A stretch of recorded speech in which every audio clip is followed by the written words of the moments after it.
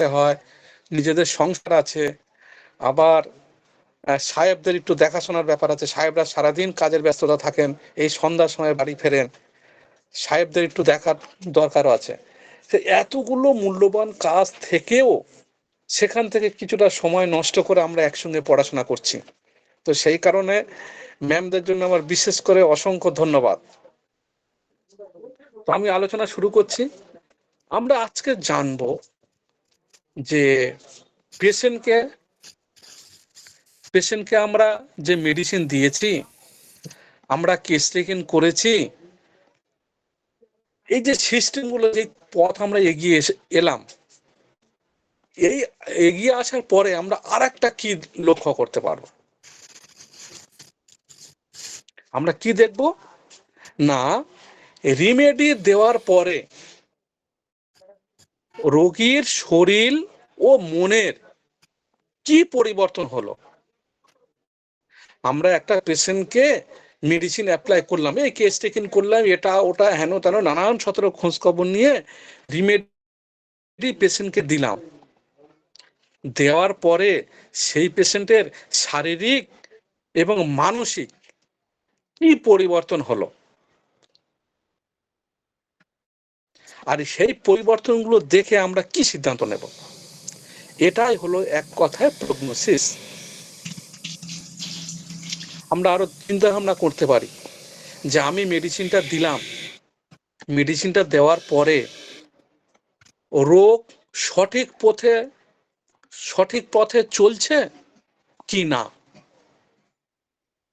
আমি যে মেডিসিনটা দিলাম সেই মেডিসিনটা ঠিক ছিল না ভুল ছিল।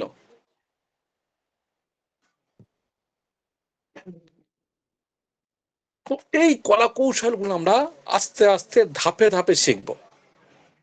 তবে হ্যাঁ, আমি প্রথমে একটু বলে রাখি, আমরা যে আলোচনাগুলো করছি এটা কিন্তু একদম প্রাইমারি লেভেল। তো আমরা যখন প্রাইমারি লেভেল থাকছি, আমাদের আলোচনাটা কিন্তু একটু প্রাইমারি লেভেল থাকবে, হাই লেভেল থাকবে না। কেন থাকবে না? হাই লেভেলটা আলোচনা যখন থাকবে, তখন আমি এই প্রাইমারি লেভেলটা আমার যদি ভিতটা মজবুত না হয়, তো আমরা নিতে পারবো না। তাহলে নাম্বার 1 আমরা কি শিখব? প্রগনোসিস মানে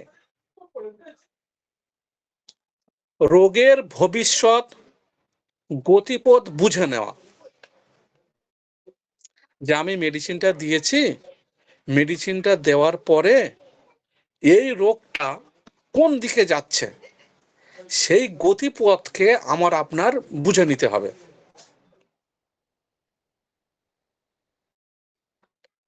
কেন না, আমরা ওষুধ দেওয়ার পরে রোগীর যেভাবে প্রতিক্রিয়া দেখায়, সেই প্রতিক্রিয়া দেখে আমরা চিকিৎসা দেব।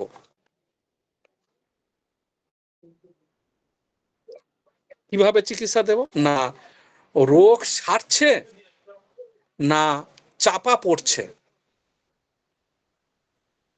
আমরা কি দেখব? আমরা একের ওয়ান আমরা কি দেখব, মানে 1 আমরা দেখব আমার মেডিসিন দেওয়ার পরে রোগ সারছে না রোগটা সাপ্রেস হয়ে যাচ্ছে।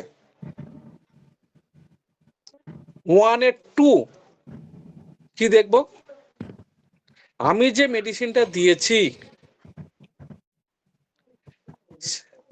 ওষুধটা যে মেডিসিনটা দিয়েছে, সেই মেডিসিন ঠিকভাবে কাজ করছে না কেবল উপসর্গগুলো চাপা পড়ছে।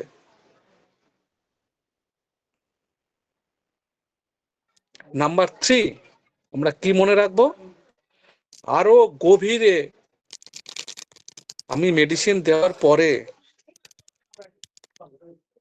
দেখা গেল যে রোগটা তো সারলো না, আরো গভীর কিছু রোগে বা সেই রোগের সিমটম গুলো আমার কাছে উঠে আসছে।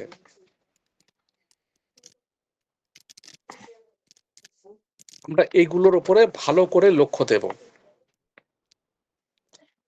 তাহলে আমরা কি শিখলাম আমরা মেডিসিন দেওয়ার পরে প্রগনোসিসটা আমরা কেমন ভাবে দেখব না, প্রগনোসিস মানে রোগের ভবিষ্যৎ গতিপথ বুঝে নেওয়া, ওই রোগটা কোন দিকে যাচ্ছে আমি আপনি একটু বিশ্লেষণ করব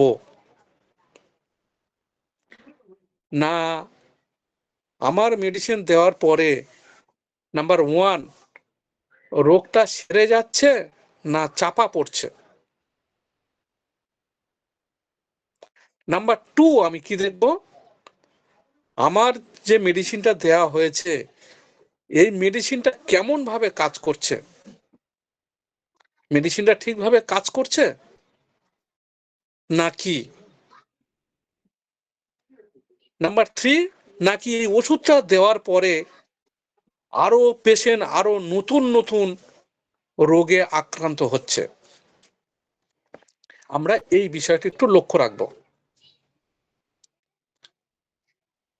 প্রগনোসিসের 2 আমরা কি লক্ষ্য রাখতে পারি, কোন লক্ষণগুলো ভালো প্রগনোসিস আমরা কেমন ভাবে বুঝবো,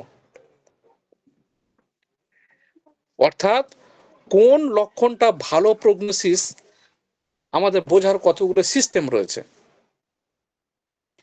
কিভাবে আমরা বুঝবো না এই প্রগনোসিস অর্থাৎ এই লক্ষণগুলো খুব ভালো কাজ করছে, অতএব আমার মেডিসিন কিন্তু ঠিক সিলেকশন হয়েছে। 2 এর 1 তাহলে আমরা 2 নম্বরে কি শিখছি, কোন লক্ষণগুলো ভালো প্রগনোসিস বোঝায়। আমরা 2 নম্বরটা কি শিখছি, কোন লক্ষণগুলো ভালো প্রগনোসিস বোঝায়। তবে কোন লক্ষণ দেখে আমি বুঝবো যে আমার প্রগনোসিসটা খুব দারুণ ভাবে কাজ করছে। নাম্বার 1 হলো যে আমার মেডিসিন দেওয়ার পরে পুরানো উপসর্গগুলো ফিরে আসছে। পেশেন্ট আমার কাছে যে ডিজিজের জন্য আমার কাছে এসেছিল সেই ডিজিজটা সে ভালো আছে বা সুস্থতার দিকে যাচ্ছে, কিন্তু তার 10 বছর 20 বছর আগে বেশ কিছু পুরানো রোগ ছিল, আমার মেডিসিন দেওয়ার পরে সেই পুরানো রোগগুলো আস্তে আস্তে ফিরে আসছে। তখন আমি বুঝবো আমার এটা ভালো প্রগনোসিস। নাম্বার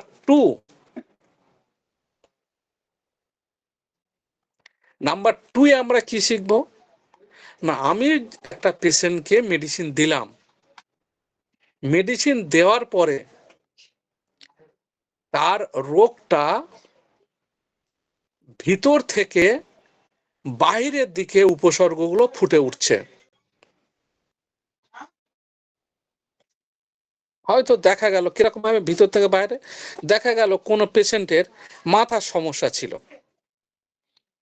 তো দেখা গেল সেই মাথার সমস্যাটা আস্তে আস্তে কমছে, কিন্তু তার ত্বকে কোনো চুলকানি হোক বা কোনো র্যাশ হোক এই জাতীয় কোনো জিনিস দেখা দিল।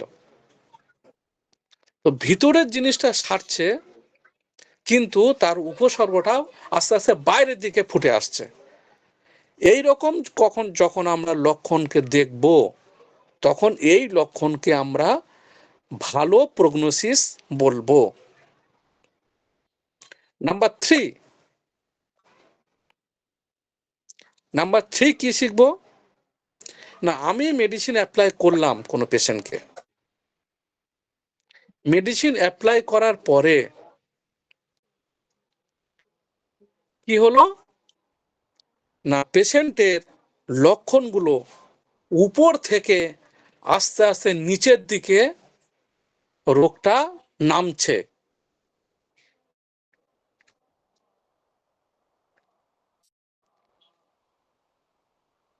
যেমন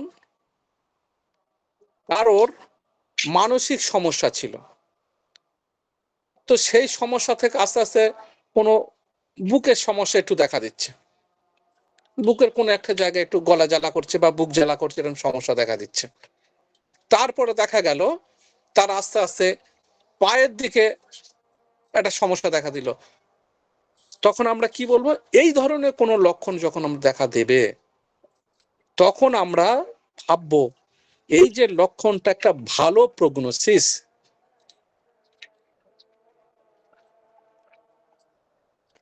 নাম্বার 4 আমরা কি শিখবো না, আমার মেডিসিন দেওয়ার পরে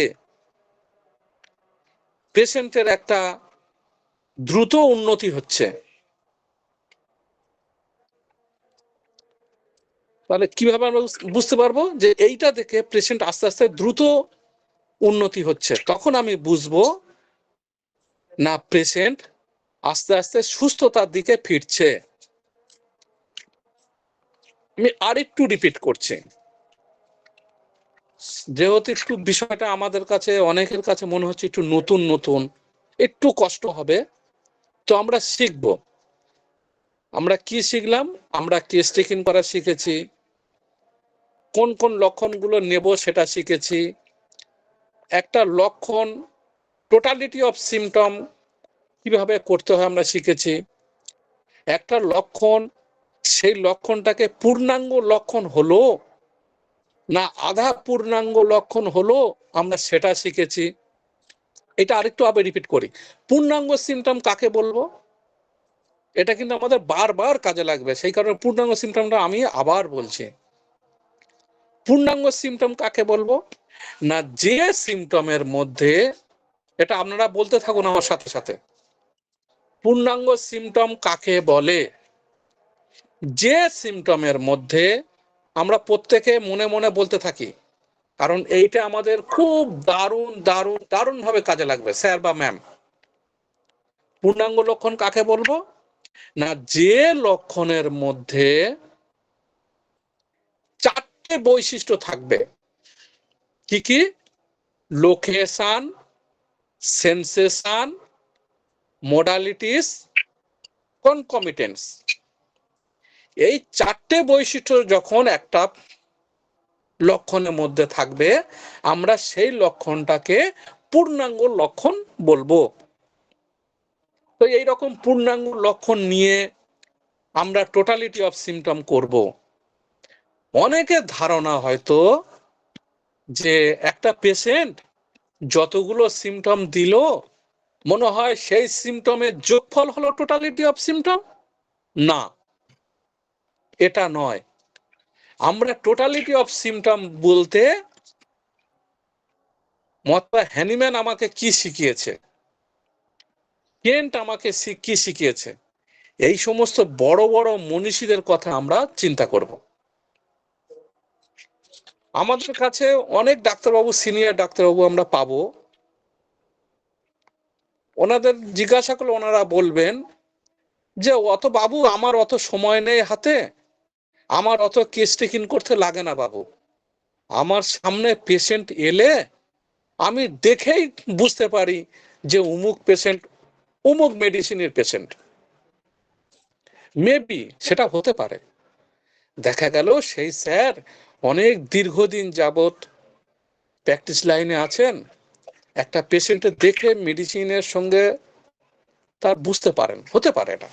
কিন্তু আমি আপনি তো নতুন, আমি আপনি তো সেই রকম শিখবো না, সেগুলো আমরা জানবো না ওইভাবে। তাহলে কি করব না, আমরা করব একটা সুন্দর একটা পূর্ণাঙ্গ একটা কেস টেকিং করব।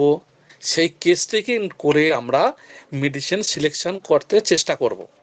তো আমি আপনি যখন এইরকম বারবার এরকম মেডিসিন করতে করতে করতে করতে দেখবেন আমার আপনার এক সময় সেই রকম পরিস্থিতি তৈরি হয়ে যাবে, যে পরিস্থিতি পেশেন্ট আপনার সামনে আসবে, 2-4টে কথা বললে আপনিও চিন্তা ভাবনা করতে পারবেন। কিন্তু আমরা আরেকটা জিনিস করব না, সেটা কি, আপনারা যদি এই বিজয় কুমার বসুর বই পড়েন না, সেখানে আপনারা বুঝতে পারবেন স্যার ওখানে একটা খুব সুন্দর কথা বলেছেন। অনেক সিনিয়র বলবে যে বাবা অমুক মেডিসিন অমুক ডিপার্টমেন্টে অমুক পাওয়ারের খুব দারুণ কাজ করে, এটা আমার ক্লিনিক্যাল অভিজ্ঞতা, আমি দীর্ঘদিন যাবত এই সিস্টেমে প্রয়োগ করছি, ভালো রেজাল্ট পাচ্ছি।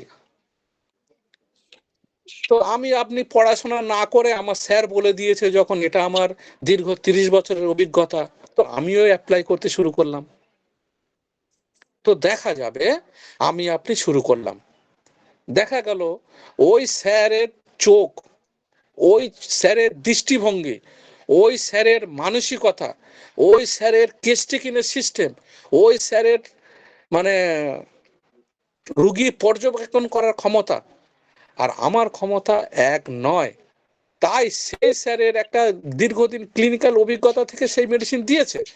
কিন্তু আমি আপনি যদি শুনে শুনে এরকম মেডিসিন দিই, তো স্যার বলছেন যে দেখবেন আপনার কাছে সাকসেসফুল আসবে না। আবার তখন আপনি কি প্র্যাকটিস করলেন, যে আর একটা সিনিয়র বলেছে যে আমার এটা ক্লিনিক্যাল অভিজ্ঞতা, আমি এই মেডিসিন দিয়েছি, আপনারা মেডিসিন দিন। তো যখন আপনি এই স্যারের ক্লিনিক্যাল অভিজ্ঞতা, আরেক স্যারের ক্লিনিক্যাল অভিজ্ঞতা, আরেক স্যারের ক্লিনিক্যাল অভিজ্ঞতা প্রয়োগ করে যখন আপনি পেশেন্টের উপর প্রয়োগ করবেন, ততদিন দেখবেন পেশেন্ট হয় মারা যাবে, না হয় পেশেন্ট আপনার হাতছাড়া হয়ে যাবে।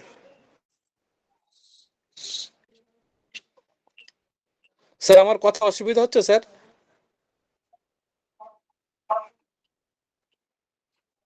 তো আমরা কি করব, এই বেশি ক্লিনিক্যাল অভিজ্ঞতার দিকে আমরা তাকাবো না, আমরা দেখব যে কি সিস্টেমে কেস টেকিং করব, কেমন ভাবে পর্যবেক্ষণ করব, এই লক্ষণগুলো আমরা নেব। তো তারপরে আমরা চলে আসছি আবার আমার পুরানো যে টপিকে আমি যেটা পড়াচ্ছিলাম। তাহলে আমরা কি শিখলাম, আমরা শিখব কেস টেকিং করেছি, এই কেস টেকিং করে পেশেন্টকে মেডিসিন দিয়েছি, এই মেডিসিন দেওয়ার পরে পেশেন্ট কি কি প্রতিক্রিয়া দেখায় সেগুলোকে আমি আপনি ভালো করে বুঝে নেব। প্রগনোসিস 1-এ আমরা কি শিখেছিলাম, রোগ সারছে না চাপা পড়ে যাচ্ছে। নাম্বার 1-এ 2 আমরা কি শিখলাম, আমি যে রিমেডিটা দিয়েছি এই রিমেডিটা কাজ করছে না উপসর্গগুলো শুধু চাপা দিচ্ছে। নাম্বার 3, যে আমি মেডিসিন দিয়েছিলাম, দেওয়ার পরে পেশেন্ট যে রোগের জন্য আমার কাছে এসেছিল সেই রোগ তো সারলো না, আরো নতুন নতুন রোগের আক্রান্ত হচ্ছে কিনা, এটা আমরা প্রগনোসিস নাম্বার 1-এ শিখলাম। প্রগনোসিস 2-তে আমরা কি শিখবো, কোন লক্ষণগুলো ভালো প্রগনোসিস বোঝায়। আপনারা একটু মনে রাখার চেষ্টা করবেন। আমরা নাম্বার 2-এ শিখবো কি না, কোন লক্ষণগুলো ভালো প্রগনোসিস বোঝায়। 2-এর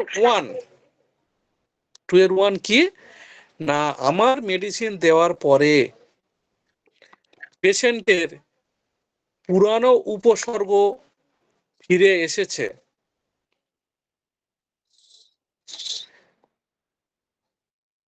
তাহলে এখানে আমি বুঝবো যে আমার মেডিসিন দেওয়ার পরে পেশেন্টের বর্তমান কষ্টের উপরে যে সমস্যা নিয়ে এসেছে সেই কষ্টটা সে আরামে আছে, কিন্তু তার 10 বছর 20 বছর আগে যে সমস্যাটা ছিল সেই সমস্যাটা এতদিন ছিল না, আমার মেডিসিন দেওয়ার পরে ওটা দেখা দিয়েছে। তখন আমি বুঝবো এই প্রগনোসিসটা, এই লক্ষণটা খুব ভালো প্রগনোসিস। নাম্বার 2, আমি মেডিসিন দিয়েছি, মেডিসিন দেওয়ার পরে না পেশেন্টের লক্ষণটা ভিতরের থেকে বাইরের দিকে আসছে। নাম্বার 3,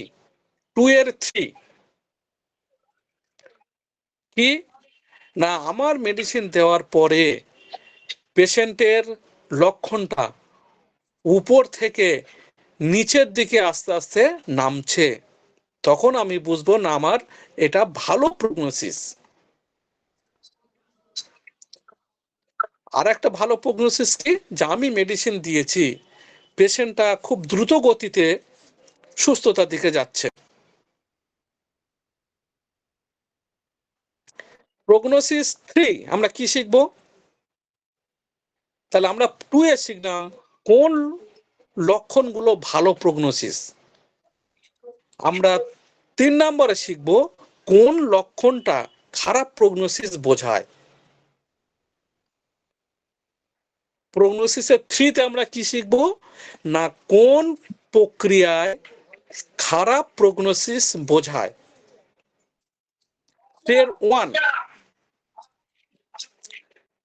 1 আমরা কি শিখবো?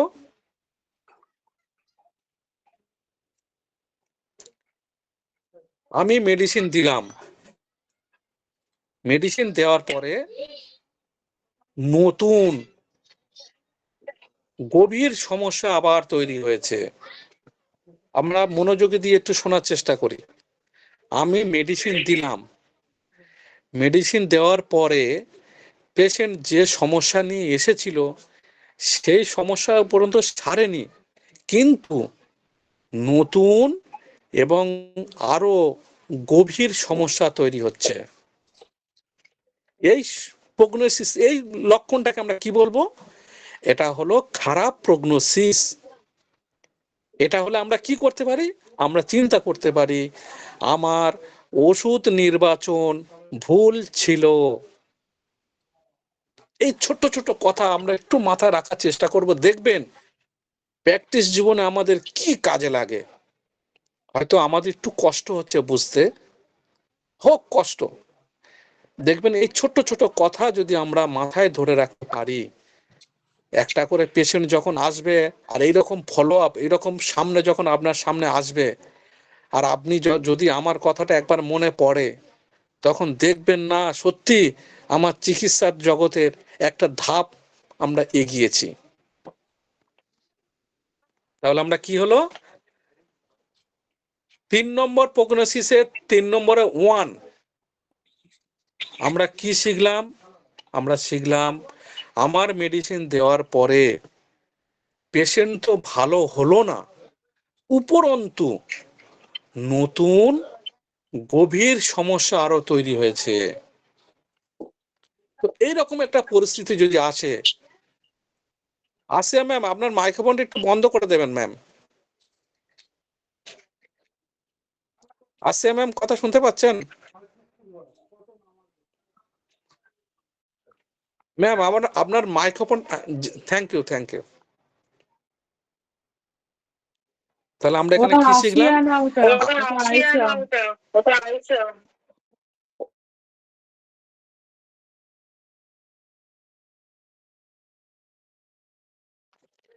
Sorry ma'am sorry. তাহলে আমরা কি শিখলাম?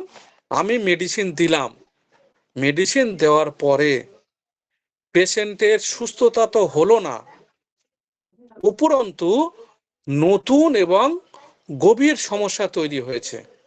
এইরকম যদি পরিস্থিতি আসে, তখন আমরা বুঝবো যে আমার মেডিসিনটা ভুল নির্বাচন ছিল।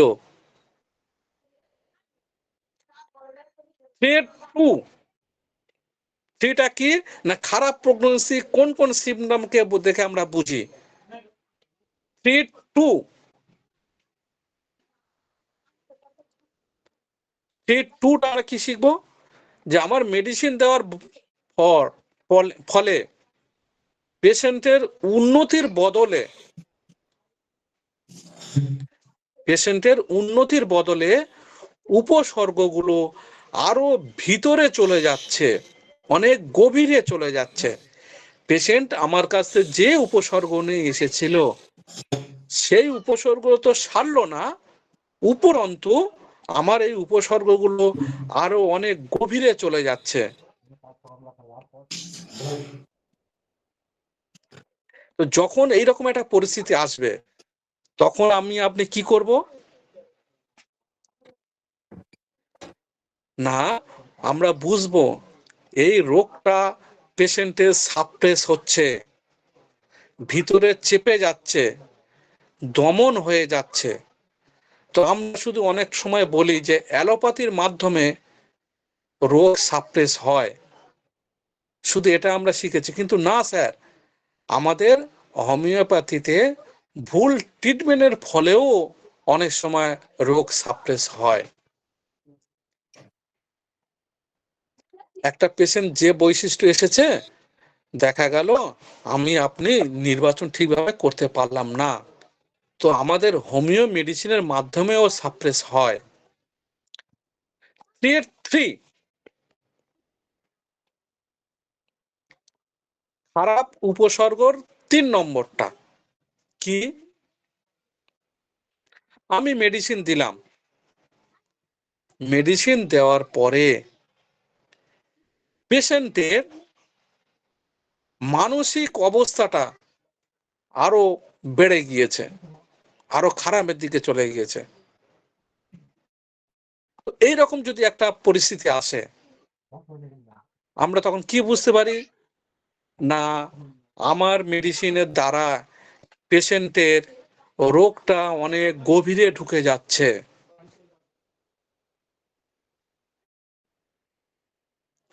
আর একটা খারাপ প্রগনোসিস আমরা কিভাবে বুঝবো? নাম্বার 4, আমি ওষুধ দিয়েছি, ওষুধ দেওয়ার পরে কোনো পেশেন্টের বাহ্যিক উপসর্গগুলো ভালো, কিন্তু তার ভিতরের কোনো উন্নতি হয়নি। এইরকম পরিস্থিতি যদি আসে, তখন আমরা এটা একটা সাপ্রেস হচ্ছে, এটা কিওর নয়। যেমন আমরা কেউ মাইন্ড করব না, স্কিন ডিজিজের উপরে দেখবেন ইচনেশিয়া মেডিসিনটা, ইচনেশিয়া মাদার দেখবেন লাগাবেন, সাথে সাথে দেখবেন স্কিন ডিজিজটা সারতে শুরু করে দেবে। মাদার আপনার ওই যেখানে স্কিন ডিজিজ হচ্ছে সেখানেই লাগালেই দেখবেন স্কিন ডিজিজ আস্তে আস্তে ভালো দিকে চলে যাচ্ছে, সাথে সাথে পেশেন্টের মেডিসিন খেতে হবে না। তো এইভাবেও আমরা হোমিওপ্যাথির মাধ্যমেও রোগীকে, কোনো রোগকে সাপ্রেস হতে দেখা যায়।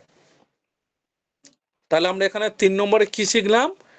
না, কোন সিমটম গুলো দেখে আমরা বুঝবো এটা খারাপ প্রগনেন্সি বোঝাচ্ছে। নাম্বার 4 এ আমরা কি শিখবো?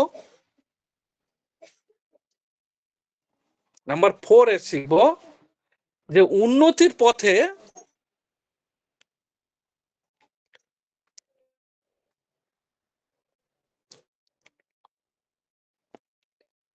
আমরা এখানে কি দেখব? না, একটা পেশেন্ট উন্নতি হচ্ছে কিনা আমরা চেষ্টা করব যত ঘন ঘন পেশেন্টের সাথে সাক্ষাৎ করে তার পর্যবেক্ষণ আমরা লক্ষ্য করতে পারি, তার আমরা ভালো করে একটু পর্যবেক্ষণ করব যত ঘন ঘন সম্ভব। নাম্বার 2 এ আমরা কি দেখতে পারি? 2 এ আমরা দেখব, আর একটা জিনিস মাথায় রাখবো, আমি কালকের বলেছিলাম যে রোগীর অস্থিরতা বা পেশেন্ট এসে আপনার কাছে খুব লাফালাফি করছে, এই পেশেন্টের চাপে, তাহলে আমরা কি শিখছি? রোগীর অস্থিরতা বা পেশেন্টের চাপে আমরা কখনোই ওষুধের রিপিটেড করব না। আমি আপনি যে সিদ্ধান্ত নিয়েছি সেই সিদ্ধান্তের উপর দাঁড়িয়ে পেশেন্টকে মেডিসিন দিতে থাকবো। পেশেন্ট এসে আমার আপনার কাছে অস্থির হোক বা চাপ সৃষ্টি করুক, আমি কিন্তু আমার জায়গায় দাঁড়িয়ে থাকবো। কেন দাঁড়িয়ে থাকবো? না, আমি ওই পেশেন্টটার খুব কষ্ট করে রোগটা অ্যানালাইসিস করে সুন্দরভাবে তার কেসটিকে নিয়ে তার লক্ষণ ভিত্তি করে আমি মেডিসিন নির্বাচন করেছি। পেশেন্ট আমার কাছে এসে লাফালাফি করছে, আমি ভালো নেই ভালো নেই, তার পরের দিন আমি কিন্তু পেশেন্টের চাপে কখনোই ওষুধ রিপিটেড করব না।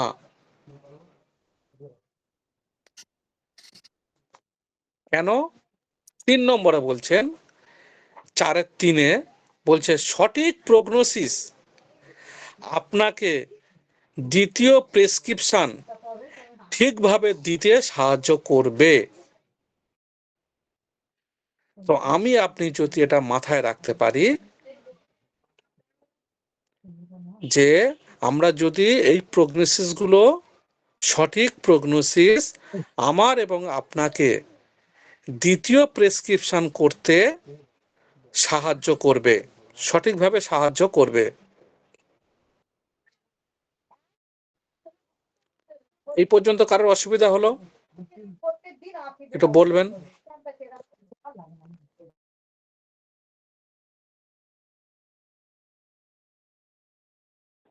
স্যার আসসালামু আলাইকুম স্যার। ওয়ালাইকুম আসসালাম। স্যার আপনি ওই যে তৃতীয় নম্বরের দ্বিতীয় পয়েন্টে যেটা বলেছিলেন যে মেডিসিন দেওয়ার পর যদি দেখি রোগীর উন্নতির বদলে উপসর্গগুলো আরো গভীরে চলে যাচ্ছে, হ্যাঁ, তখন আমরা বুঝবো যে এটা সাপ্রেস হচ্ছে। স্যার আপনার প্রশ্নটা নিচ্ছে স্যার একটু স্যার। হ্যাঁ স্যার,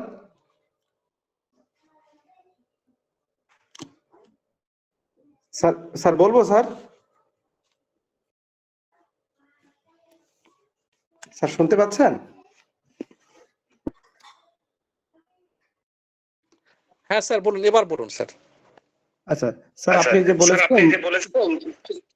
যে ওই তৃতীয় পয়েন্টের দ্বিতীয় সাব পয়েন্ট আর কি, যে মেডিসিন দেওয়ার পর যদি দেখি রোগীর উন্নতির বদলে উপসর্গগুলো আরো গভীরে চলে যাচ্ছে, তখন আমরা বুঝবো যে সাপ্রেস হচ্ছে। হ্যাঁ, তো সেই ক্ষেত্রে স্যার উদাহরণটা কি এমন হতে পারে যে কেউ সাধারণ সর্দি ঠান্ডা নিয়ে আসছিল, পরবর্তীতে দেখা গেল তার শ্বাসকষ্ট হচ্ছে, তখন কি আমরা বুঝবো যে আসলে সে আরো গভীরে চলে যাচ্ছে? ব্যাপারটা কি এরকম স্যার? জি জি জি জি জি স্যার, একদম ঠিকই ধরেছেন, একদম ঠিকই ধরেছেন স্যার।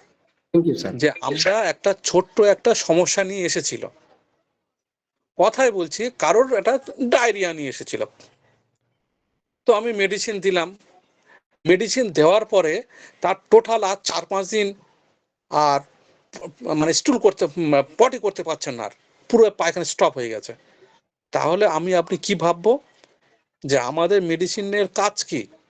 না ওর ডায়রিয়া হয়েছে, খুব লুজ মোশন পায়খানা হচ্ছে, তো সেটা আস্তে আস্তে সেরে গিয়ে স্বাভাবিক হয়ে যাবে। তো স্বাভাবিক না হয়ে গিয়ে তার পায়খানা পুরো বন্ধ হয়ে গেছে। তখন আপনি ভাববো যে এটা একটা খারাপ প্রগনোসিস। এই লক্ষণটাকে বা আমি যে মেডিসিনটা দিয়েছি ওই মেডিসিনটাকে পেশেন্টের অনেক রোগটাকে আরো অনেক গভীরে নিয়ে গেছে। অতএব আমার মেডিসিন নির্বাচন করাটা ভুল ছিল। Ji sir. G sir, thank you sir. তাহলে কি আমরা স্যার এই সিদ্ধান্তে আসতে পারি যে যে লক্ষণগুলো খারাপ প্রগনোসিসের দিকে যাবে, তাহলে আমরা বুঝবো যে আমাদের প্রেসক্রিপশন ভুল হয়েছিল? এটা কি জেনারেলাইজ ভাবে আমরা ধরে নিতে পারি sir? G sir, G sir, G sir. Thank you sir.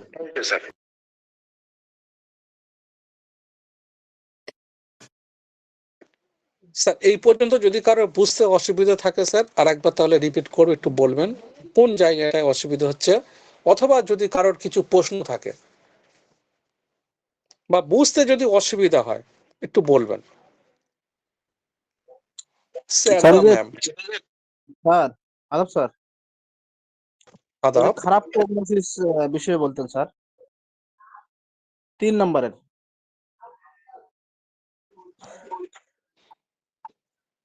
G sir. যেমন হ্যাঁ স্যার আমি বলছি, কথাই বলছি, আমি একটা কোনো পেশেন্টকে মেডিসিন দিলাম, সে যে কোনো ডিজিজ নিয়ে এসেছে, সেই ডিজিজটা দেখা গেল হালকা একটু কাজ হচ্ছে, সে বললো ডিজিজ একটু ভালো আছে, মানে যে ডিজিজ নিয়েছে সেটা একটু ভালো হয়েছে, কিন্তু ওর মানসিক অস্থিরতা দেখবেন অনেক খারাপ, অনেক খারাপ দিকে চলে গেছে। তখন আমরা বুঝবো এটা খারাপ প্রগনোসিস। যেমন আমি আরেকটা উদাহরণ দিচ্ছি, ভালোর ওর আর উল্টোটা বললে আপনি আর একটু ক্লিয়ার হয়ে যাবেন। একটা পেশেন্টকে মেডিসিন দিলাম, পেশেন্টের মেডিসিন দেওয়ার পরে পেশেন্টের স্বামী এবং পেশেন্ট, মহিলা পেশেন্ট, এটা মেডিসিন দিলাম, মেডিসিন দেওয়ার পরে পেশেন্টের স্বামী এসে বলছে, ডাক্তারবাবু আপনি আগের সপ্তাহে যে মেডিসিন দিলেন না, মেডিসিন খেয়ে আমার বউ একদম ভালো নেই, কিছুই কাজ হয়নি। আপনি এক কাজ করুন, অরিজিনাল মেডিসিন দেবেন তো। আপনি শুধু এই পানির সঙ্গে মেডিসিন দেন, আমার বউ কিন্তু মেডিসিন খেয়েছে, কিচ্ছু উন্নতি বুঝতে পারেনি।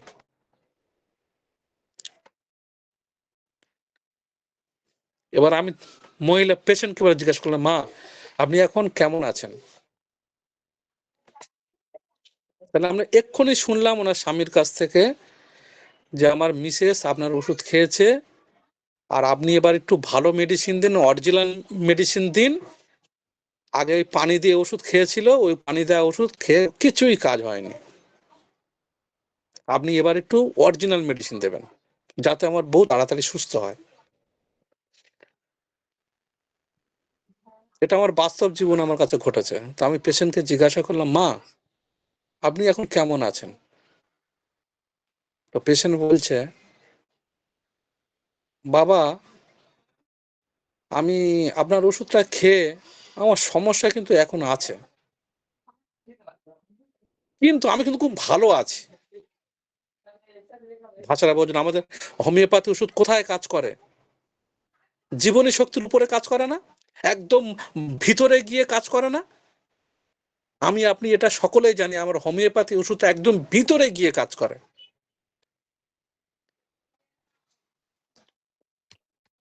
আমি হোমিওপ্যাথির বেসিক প্রিন্সিপাল শিখতে গিয়ে সেখানে কি শিখেছিলাম, যে কোনো ডিজিজ ভিতর বাইরে থেকে ভিতরে যায়।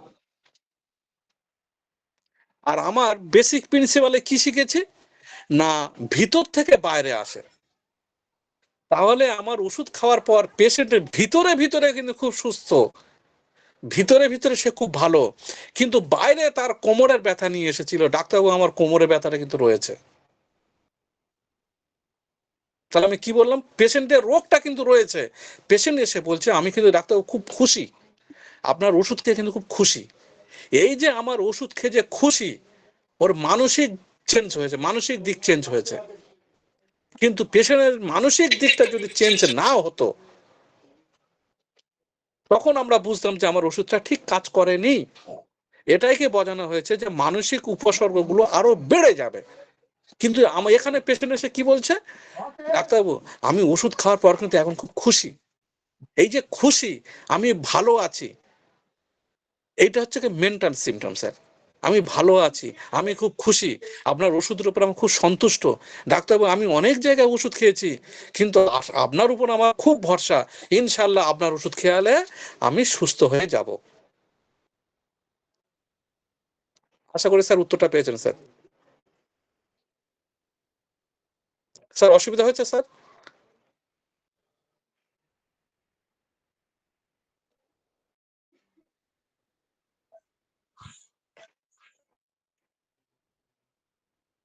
আপনার কথা শুনতে পাইনি স্যার।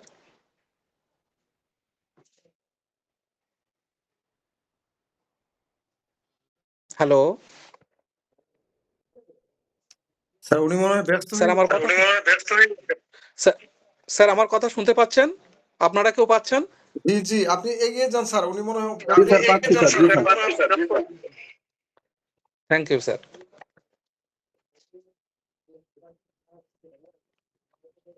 তো আমরা এখানে কি শিখলাম, আমাদের যেহেতু সময়টা শেষ হয়ে গেছে, আমাদের 8:30 পর্যন্ত চলবে, ইন্ডিয়া টাইম 8টা, বাংলাদেশে 8:30, আমাদের সময় শেষ। আমরা তবু আরেকবার একটু ছোট্ট করে সামারি করে এটা শেষ করছি, প্রগনোসিসটা শর্ট করে কিভাবে বুঝবো। তাহলে আমরা কি বুঝবো, প্রগনোসিস মানে রোগের ভবিষ্যতের গতিপথকে বোঝায়। আমি একটা মেডিসিন দিলাম একটা পেশেন্টের, সেই পেশেন্ট মেডিসিনটা খেয়েছে, খাওয়ার পর পেশেন্টের কিরকম কি অবস্থা, এই গতিপথকে আমাদের বোঝাবে।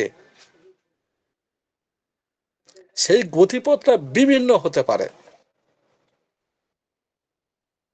কিভাবে, রোগ সারছে না, রোগ চাপা পড়ছে, আমি যে ওষুধটা দিয়েছি সেই ওষুধটা ঠিক মতন কাজ করছে না, পেশেন্টের যে উপসর্গগুলো দিয়েছিল সেই উপসর্গগুলো চাপা পড়ছে। তাহলে নাম্বার ওয়ানে কি শিখলাম? রোগ সারছে না, রোগ চাপা পড়ছে। নাম্বার টু কি শিখলাম? ওষুধটা কাজ করছে না, কেবলমাত্র যে ডিজিজ নিয়ে এসেছে সেই ডিজিজের উপসর্গগুলো চাপা পড়ছে। অথবা আরো কি হতে পারে? অথবা রোগীর রোগটাকে আরো গভীরে ঢুকে যাচ্ছে। নাম্বার টু এ শিখেছিলাম কি, কোন প্রগনোসিসকে আমরা ভালো প্রগনোসিস বুঝবো, অর্থাৎ কোন কোন লক্ষণগুলো আমাদের কাছে আসলে আমরা বুঝবো যে না আমার চিকিৎসা পদ্ধতি ঠিক আছে। নাম্বার ওয়ান, ওখানে আমরা শিখলাম কি, পুরানো উপসর্গ ফিরে আসছে। আমি মেডিসিন দিয়েছি, মেডিসিন দেওয়ার পরে পেশেন্টের যে সমস্যা ছিল সেই সমস্যা একটু ভালো, কিন্তু 10-20 বছর আগে পেশেন্টের একটা সমস্যা ছিল, একটা রোগ ছিল, সেই রোগটা আমার ওষুধ দেওয়ার পরে আবার দেখা দিচ্ছে। তখন আমি এটা ভাববো কি, আমার চিকিৎসা সিস্টেমটা ঠিকই আছে, আমার ওষুধ নির্বাচনও ঠিক আছে। নাম্বার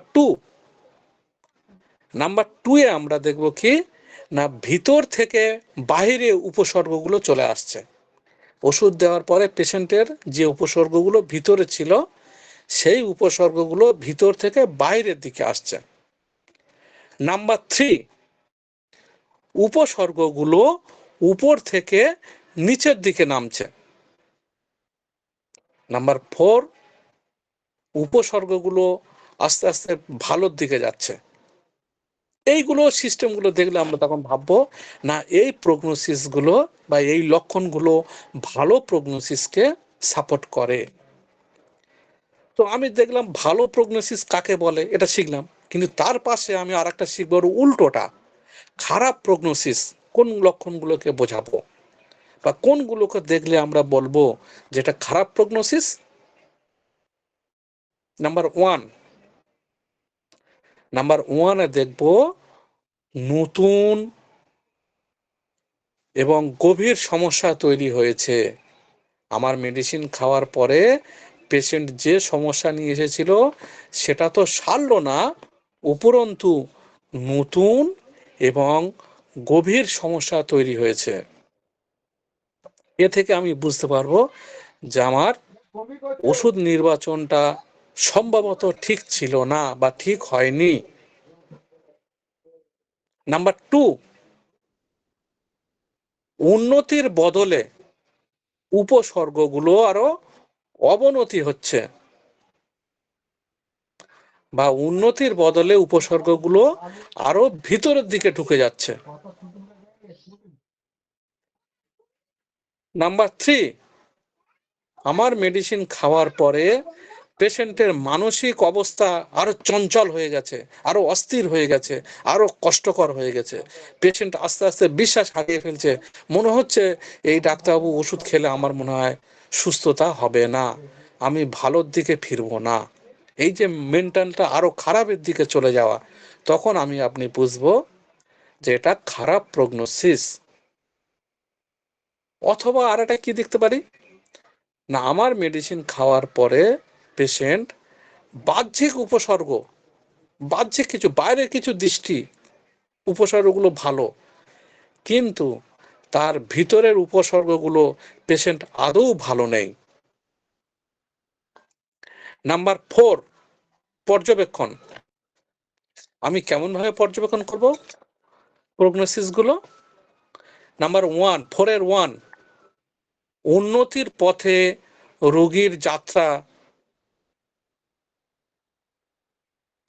যে পেশেন্ট যে উন্নতি হচ্ছে আপনি সেগুলো যতটা সম্ভব চেষ্টা করব একটু ঘন ঘন পর্যবেক্ষণ করা, যে পেশেন্ট কতটা ভালোর দিকে যাচ্ছে। নাম্বার টু, আর একটা কথা আমরা মনে রাখবো, যে রোগীর চাপে বা পেশেন্টের অস্থিরতায় আমরা ওষুধ কখনো রিপিটেশন করব না।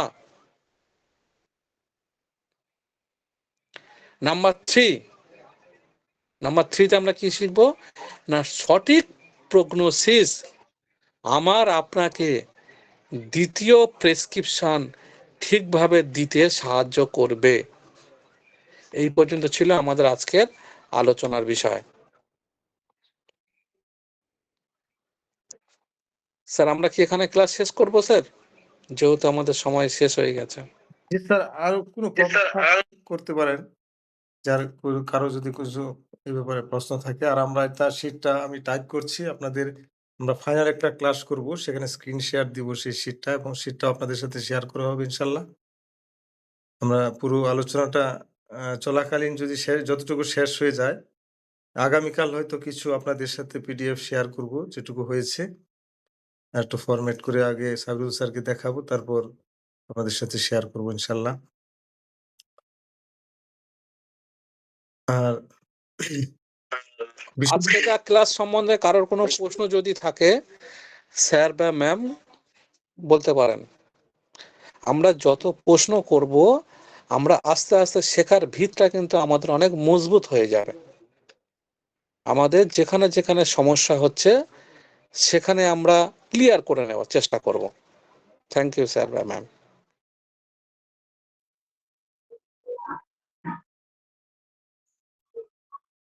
Hello sir. স্যার বলুন। ধন্যবাদ স্যার। স্যার এই যে ভালো প্রগনোসিস যে আছে, হ্যাঁ, হেরিংস এর যে 3টে ল, মানে 3টে নীতি আমার জানা নাই, কিন্তু ওর মধ্যেই আর কি পড়ে স্যার, মোটামুটি আর কি। স্যার হেরিংস এর ল অফ কিওর 4টে, তবে কোন কোন বইয়ে হয়তো প্রিন্টিং এর ভুলের কারণে হয়তো 3টে দিয়েছে, কিন্তু হেরিংস ল অফ কিওর 4টে। আমি সম্ভবত এইগুলোর দিকেও ক্লাস নেবার চেষ্টা করব স্যার, আমার কাছে এগুলো আছে। ঠিক আছে স্যার, ভালো লাগছে। স্যার আসসালামু আলাইকুম স্যার। ওয়ালাইকুম আসসালাম স্যার, বলুন। স্যার আপনি যে বলেছিলেন কি যে কিছু রোগী আসবে যে শারীরিক ভাবে বা হচ্ছে লোকেশনাল গত দিক থেকে তার রোগটা কিউর হয়নি, সে মানসিক ভাবে অনেক ভালো আছে, দেখা যাচ্ছে তার মনে শান্ত অবস্থা আসছে বা ভালো ঘুম হচ্ছে, এই দিক বিবেচনা করে রোগী বলছে আমি খুব ভালো আছি, আমার রোগটা যদিও সারেনি কিন্তু মানসিক দিক থেকে আমি ভালো আছি। ওই পর্যায়ে গিয়ে রোগীকে কি আমি ওই আগে যে ওষুধ দিয়েছিলাম ওর পরবর্তী পোটেন্সি দেব, না কি করব স্যার, এটা আসলে একটু জানা দরকার। স্যার আমরা যখন দেখব আমার মেডিসিনটা গভীরে গিয়ে কাজ করছে তাহলে এটা একটা ভালো লক্ষণ। যখন আমি দেখব যে আমার মেডিসিনটা খুব ভালো কাজ করছে তাহলে আমরা পরবর্তী ডোজ দেব না। যখন আমরা দেখব যে আমার মেডিসিনটা কাজ করতে গিয়ে আর কাজটা এগিয়ে যেতে পারছে না, তখন আমরা ওর পরবর্তী পাওয়ারটা দিয়ে দেব। Thank you sir.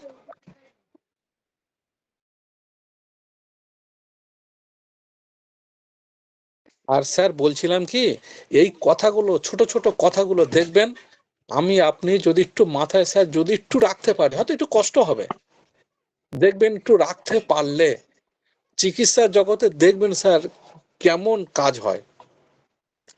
তো আশা করি আমরা এই যে ছোট ছোট ভাবে কেটে কেটে ভাবে এই যে আলোচনা করছি না স্যার, এবং আমরা যে লেকচার শিটটা দেওয়ার চেষ্টা করছি, তো দেখবেন স্যার আমরা অনেক কিছু শিখতে পারবো স্যার। 1 বছর যদি আমরা এরকম লেগে পড়ে থাকি তো আমাদের পিছনে তাকাতে হবে না স্যার। হয়তো দেখা যাবেন কিছু মাইন্ড করবো না, আমরা 5 বছর 10 বছর পড়াশোনা করছি, কিন্তু 10 বছর পড়াশোনা করেছি, শেখার জায়গা থেকে কিন্তু আমরা তেমন কিছু শিখতে পারিনি। অনেক দিন ক্লাস করছি, অনেক দিন এই করছি, ঘুরছি, এই করছি, ওই করছি, কিন্তু আমরা যদি কিছু কিছু এরকম টিপস বিভিন্ন কথা যদি মাথায় রাখতে পারি, হোমিওপ্যাথি চলার পথটা কিন্তু স্যার আমাদের খুব মজবুত হয়ে যাবে, আশা করি স্যার।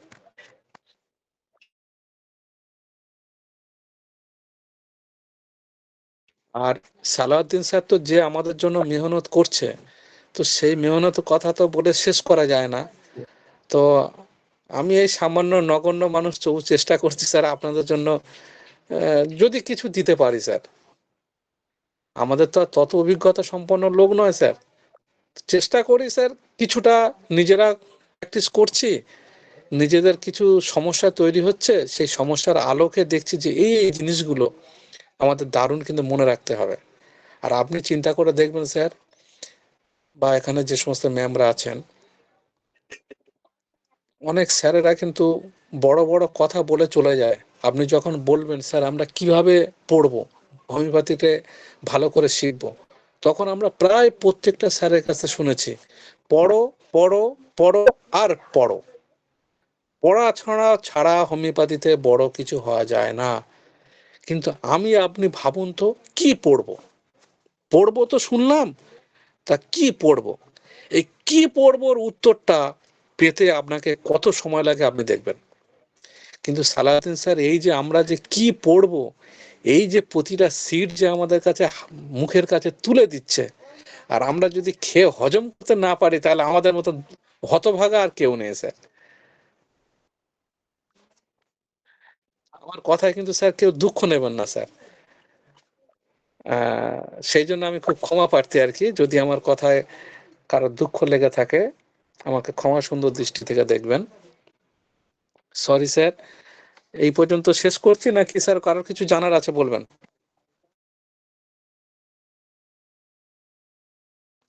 শিখারানী ম্যাম কথা বলছেন না কেন? শিখা ম্যাম, হ্যাঁ শুনছি। আপনার কথা না শুনলে তো অনুষ্ঠান শেষ করা যাবে না, বলুন। দারুণ আলোচনা হলো, আমরা সবাই সমৃদ্ধ হচ্ছি আপনার আলোচনা থেকে। Thank you ma'am.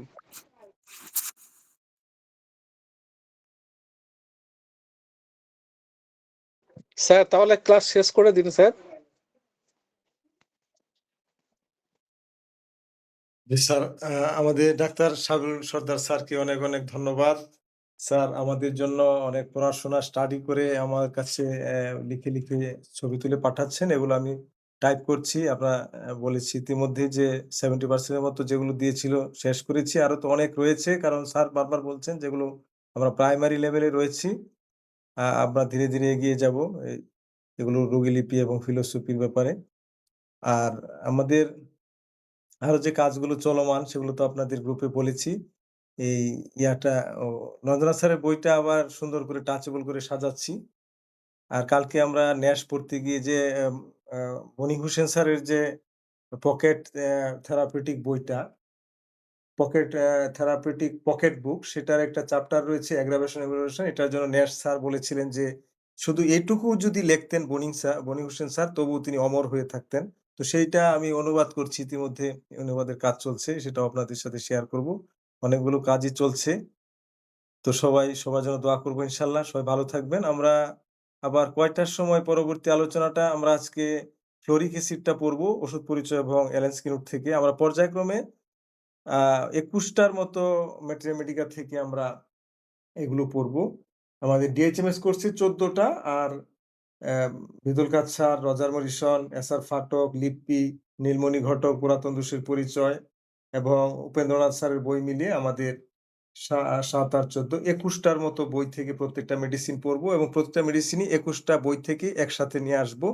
যেন এমন এমন একটা বই বানাবো যেন আর বই না খুলতে হয়। এই পিডিএফটা আমাদের ল্যাপটপ বা মোবাইলে থাকলে সহজে, যাতে বই তো বইয়ের চাহিদা আলাদা সেটা, কিন্তু তাৎক্ষণিকভাবে আমরা যাতে যেখানেই থাকি সময়টা কাজে লাগাতে পারি। টাচেবল ফাইল করা থাকবে ইনশাআল্লাহ। দোয়া করব সবাই সবার জন্য। তাহলে ৯ টা কয়টার সময় দিব? একটু মাঝখানে ইয়া থাকে, ৯:৩০ টায় দিই তাহলে। ৯:৩০ টায় আবার আমরা আমাদের ফ্লোরিক অ্যাসিডটা পড়বো, ওষুধ পরিচয় এবং এনএসকে থেকে ইনশাআল্লাহ। সবাই ভালো থাকবেন। সবাই সবার জন্য দোয়া করব ইনশাআল্লাহ। তাহলে সাবরুল স্যার শেষ করে দিই স্যার। জি স্যার, জি স্যার। জি, সবাই ভালো থাকবেন। সবাই ভালো থাকবেন। আসসালামু আলাইকুম। আসসালামু আলাইকুম।